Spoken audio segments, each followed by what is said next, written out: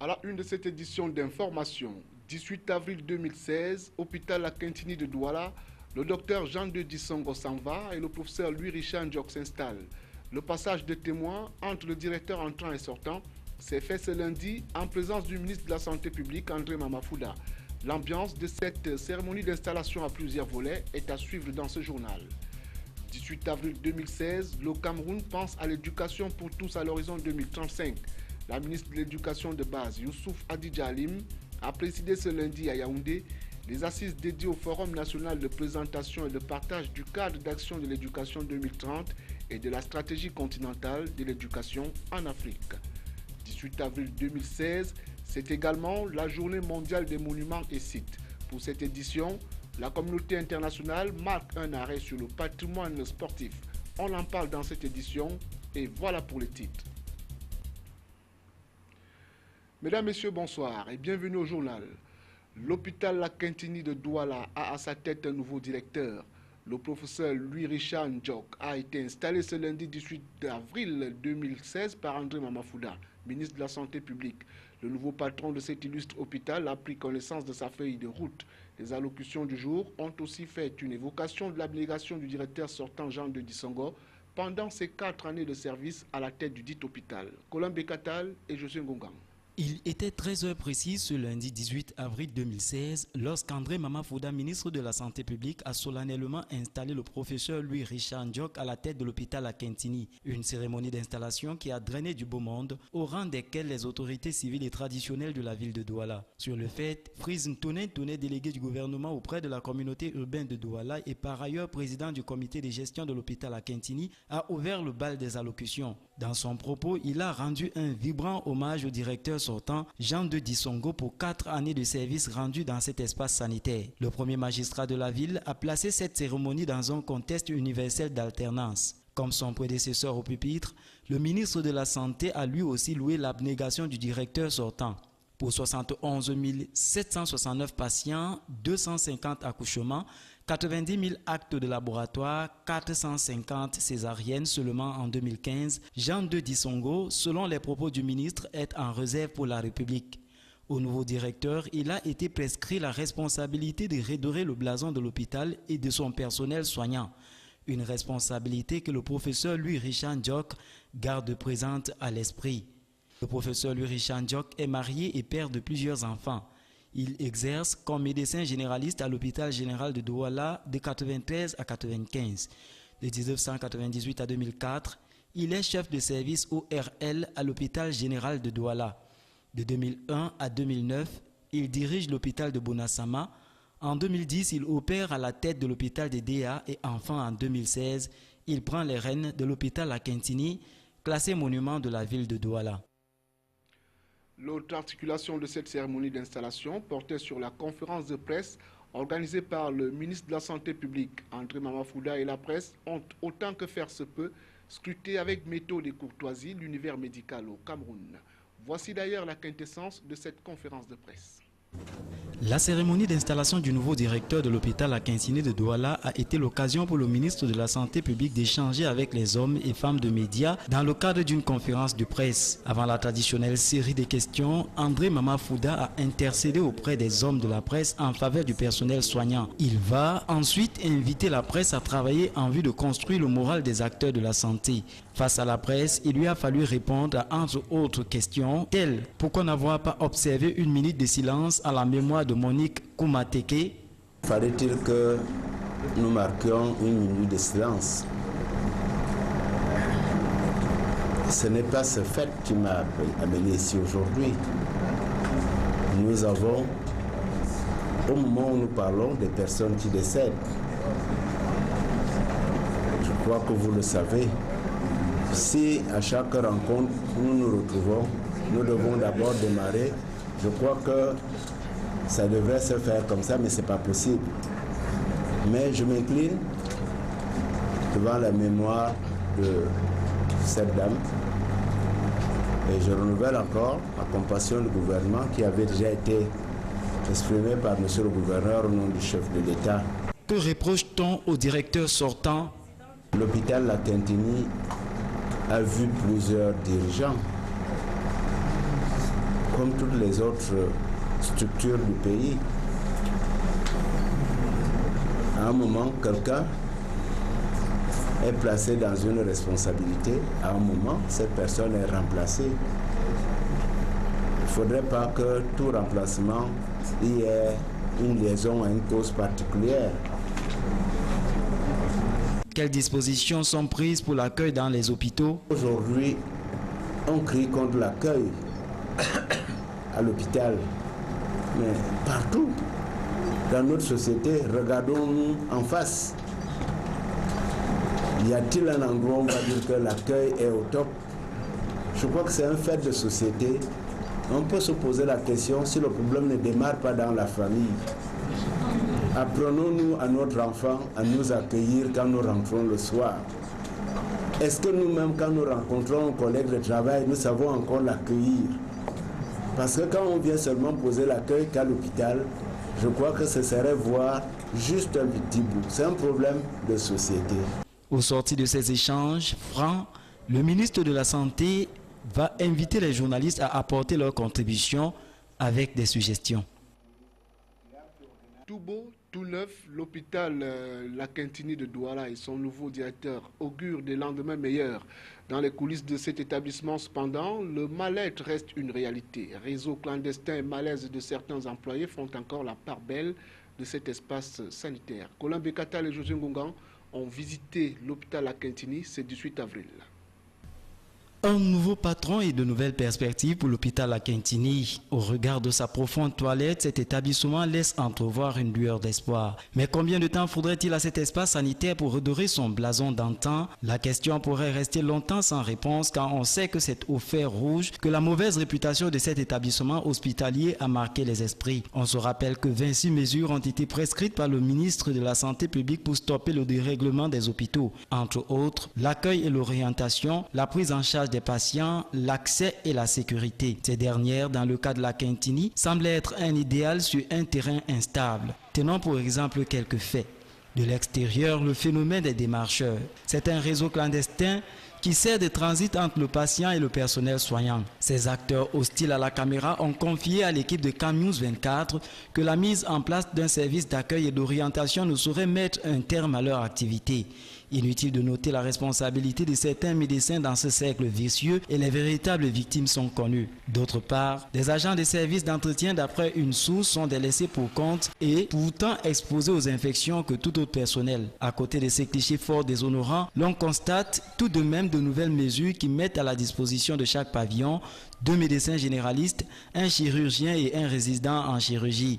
Notons aussi l'ouverture des caisses aux urgences. S'il est bien de commencer, il est aussi mieux de demeurer dans l'excellence. Question pour La Quintini de se faire une image moins honteuse que celle vue et connue jusqu'ici. Autre chose à présent, effort de guerre. La contribution spéciale du chef de l'État est connue. Le montant a été dévoilé au cours de la 5e session du comité ad hoc sur la gestion des dons. Dans cette somme, soit 2,5 milliards de francs CFA, est également comprise la contribution spéciale de 160 millions de francs décidée par le président Paul Biya. Les détails avec Sonia Mafotine.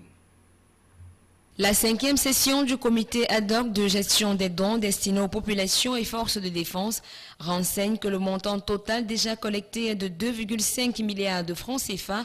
L'information a été donnée par le ministre de l'administration territoriale et de la décentralisation. Ci-devant, président du dit comité, René Emmanuel Sadi va aussi préciser que dans cette somme est également comprise la contribution spéciale de 160 millions de francs CFA décidée par le chef de l'État.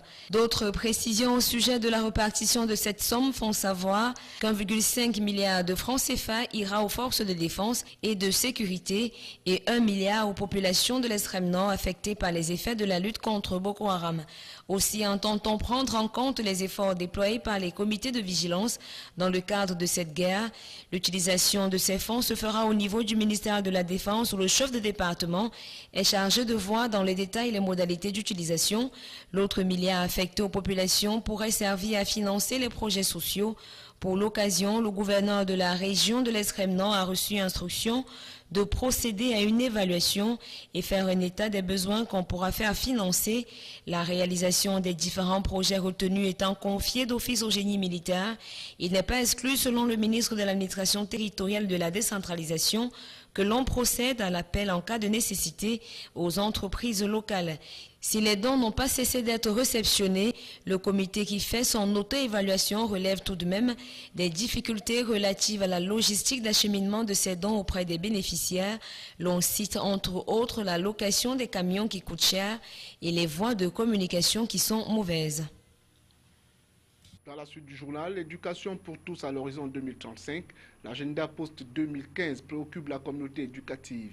Le ministre de l'Éducation de base, Youssouf Hadidja Alim, présidente de la Commission du Cameroun pour l'UNESCO, a présidé ce lundi 18 avril 2016 à Yaoundé les assises dédiées au Forum national de présentation et de partage du cadre d'action de l'éducation 2030 et de la stratégie continentale de l'éducation en Afrique. C'était en présence de plusieurs membres du gouvernement. Le point avec Salomon Foué, Marcel Van der Ben et Lisa Youmsi.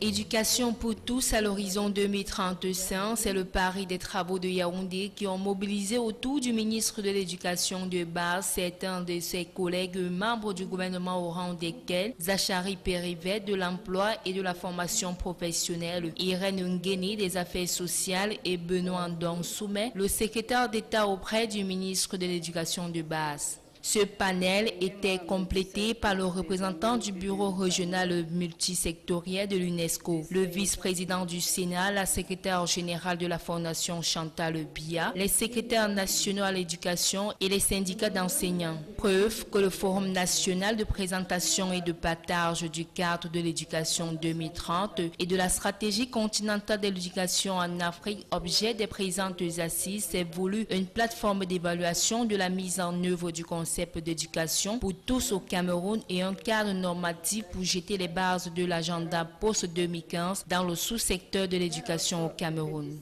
Dans un premier temps, présenter le cadre d'action, comme nous l'avons dit, d'éducation 2030. Dans un second temps, essayer d'expliquer à tous les acteurs le processus qui a conduit jusqu'à l'élaboration du cadre d'action 2030. Ensuite, c'est de pouvoir amener les différents acteurs à s'approprier le cadre d'action 2030 afin de permettre une mise en œuvre harmonieuse. Il aura été question pour la communauté éducative de partager les stratégies et politiques à mettre en œuvre au cours des 15 prochaines années dans le but d'implémenter l'éducation pour tous telle que voulue par l'UNESCO. Pratiquement, il s'agira d'améliorer la qualité de l'éducation, assurer l'universalisation de l'école primaire et une meilleure accessibilité aux savoirs et aux compétences.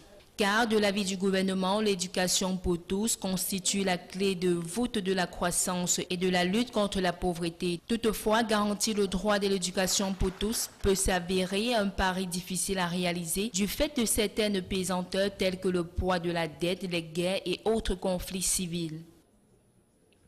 À l'extrême nord, la faculté des sciences économiques et de gestion de l'université de Maroua tient ses tout premiers séminaires doctoral et postdoctoral.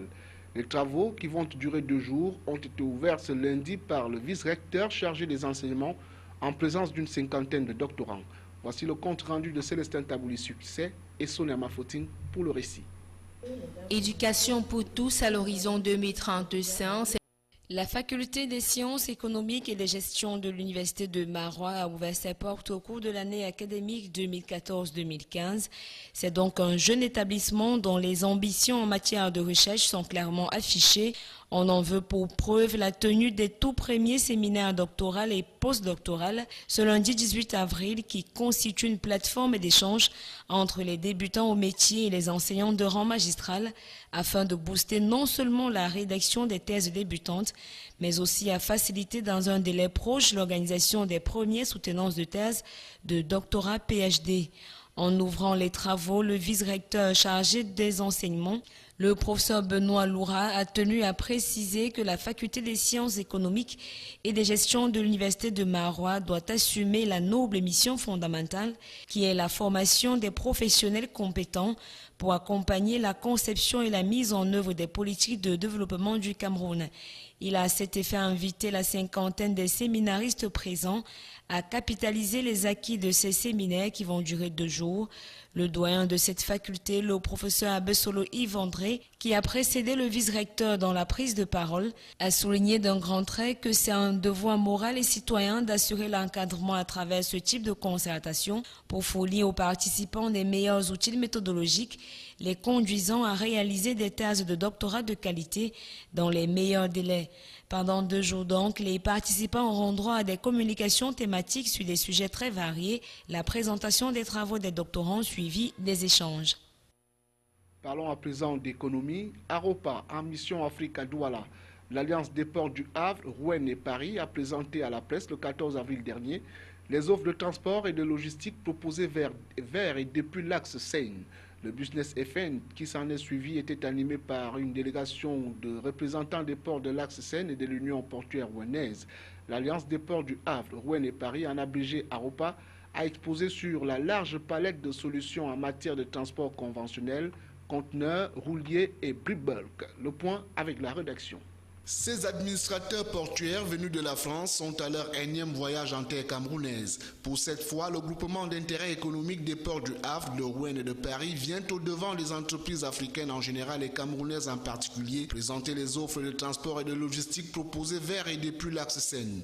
En termes simples, l'Alliance des ports du Havre, de Rouen et de Paris, connue sous l'acronyme AROPA, entend démontrer aux importateurs et exportateurs locaux qu'en sa qualité de premier port français, il offre des solutions adéquates pour réaliser au mieux leurs opérations du commerce extérieur. Sur les ports d'Aropa, ils se situent entre 40 et 50 euros au mètre carré et ce sont des prix particulièrement compétitifs comparés à d'autres ports européens. L'opération de charme baptisée Business Event qu'Aropa entreprend auprès des représentants d'entreprises qui commercent avec l'Europe repose pour l'essentiel sur le trafic des conteneurs de fruits, de légumes, de bois camerounais, le transit des véhicules et de colis spéciaux exportés vers les chantiers de construction de grandes infrastructures classées dans la catégorie de projets structurants, à l'exemple du port en eau profonde de Kribi. Un partenariat particulièrement satisfaisant et assez équilibré. À une époque, c'était surtout de l'assistance technique, de la formation. Maintenant, le partenariat a changé de nature. On fournit des prestations plutôt de consultants ou d'ingénierie à la demande des autorités portuaires camerounaises. Selon l'évaluation de l'Alliance des ports du Havre, de Rouen et de Paris, les échanges commerciaux entre le Cameroun et la France, chiffrés à 938 millions d'euros, soit environ 615 milliards de francs CFA en 2015, donnent la possibilité de viser plus haut, de booster cette relation ancienne entre Aropa et l'import-export camerounais. En culture, l'univers musical et cinématographique au Cameroun connaît un assombrissement sans précédent. Les paroles de chansons et autres chorégraphies éducatives ont fait place à l'obscénité, avec pour conséquence la corruption des bonnes attitudes. Les détails avec Justice Totoum et Benoît Ndogmo.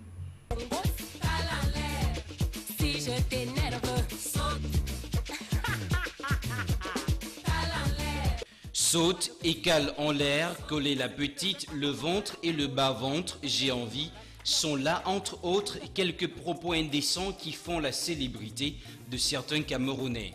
Sergio Polo, Mani Bella, Petit Pays, Jocelyne Bizarre, comme son nom l'indique, font partie de la grande famille des artistes camerounais dont les musiques laissent véritablement stupéfaits. Des jacasseries jouissives, la cadence du postérieur ou l'exposition des parties intimes sont, semble-t-il, des qualités indispensables au succès des acteurs et actrices candidats au casting de ces productions de nouvelle génération. On note également des gestes érotiques qui, mêlés aux paroles, font de ces vidéogrammes de véritables bombes et catalyseurs de destruction morale des consciences de nos jeunes progénitures. Il en est de même pour le cinéma local ou importé, car ils sont nombreux les vendeurs de disques pornographiques à ciel ouvert qui exercent en toute quiétude sous le regard passif des autorités dans les artères de nos villes. Alors, sur qui va-t-on pointer le doigt accusateur? Conséquences? On dit les conséquences, il y a les conséquences qui nous amènent dans les sectes, qui amènent les enfants à faire ce qui ne devaient pas faire. Il y a ceux qui s'introduisent dans les sectes, ceux qui organisent, qui tournent même les pornos, même déjà ici. Je sais certaines filles, beaucoup de filles qui tournent le porno, qui sont même ici là même en quoi, ici, qui les connaissent. Au regard de l'évolution actuelle des choses, qui semble irréversible, la responsabilité de toute personne majeure est engagée. Question de sauver ce qui peut encore l'être.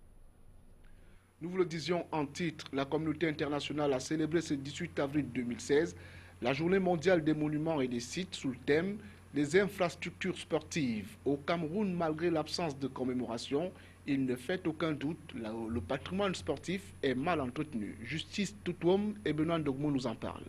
Pelouse dénudée, gradins inachevés, vétustes et insalubres. Voici l'état dans lequel se trouve l'emblématique stade Mbappé-Lépé de Douala, vieux de plus d'un demi-siècle. L'état délabré de cet espace, qui n'est qu'un échantillon parmi plusieurs au Cameroun, porte le triste reflet de ce que deviennent les infrastructures sportives quelque temps après leur construction.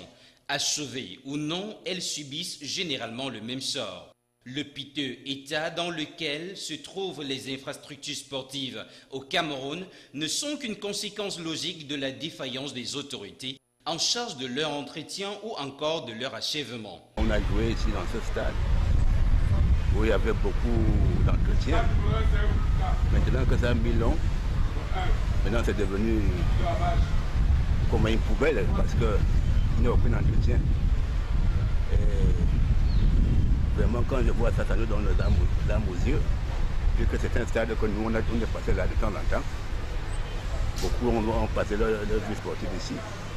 Et maintenant si on laisse tomber ce stade qui nous a fait beaucoup de bonheur.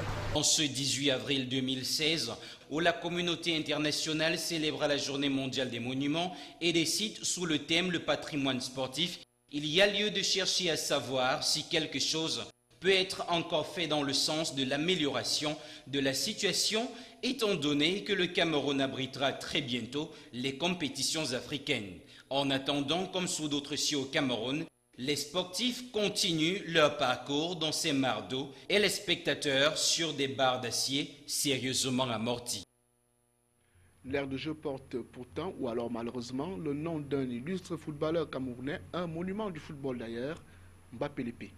Voilà qui met un terme à cette édition d'information. Merci mesdames, messieurs de nous accorder votre préférence au quotidien et bon début de semaine en compagnie des programmes de CAM News 24. Bonsoir.